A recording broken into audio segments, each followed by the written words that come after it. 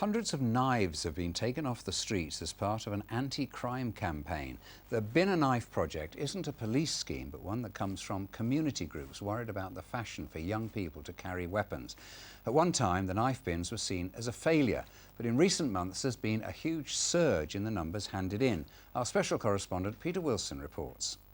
Laid out on display for all to see, 406 weapons handed in as part of a community-based knife surrender scheme.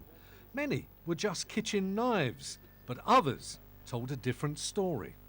And they're not just knives, handguns, half a dozen, but look at this. This is a serrated knuckle duster, but the blades here on either side. A police officer has told me that the only reason to have something like this is to maim or open somebody's face. The Police and Crime Commissioner has championed the knife surrender to get weapons off the streets of the West Midlands. I can see that communities are going to be made safer, and also I think it's a wonderful testament to those people who have worked in those local communities, not just in collecting the knives, but actually encouraging youngsters in particular not to carry them. Unveiled last year, the knife bins are run by a charity, but in the beginning hardly any weapons were handed in. But in recent months, it's been a different story.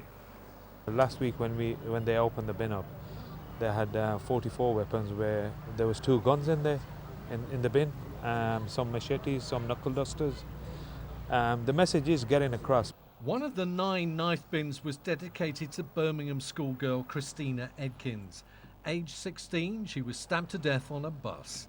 The bin was placed at the back of a Tesco supermarket, which has since closed, and also next to security cameras, which you would imagine would put many off from depositing illegal weapons. The bin here still seems to be a success. 58 assorted weapons were placed here between March and August this year. It seems as though people are not only placing their weapons, they're also placing their trust in these bins.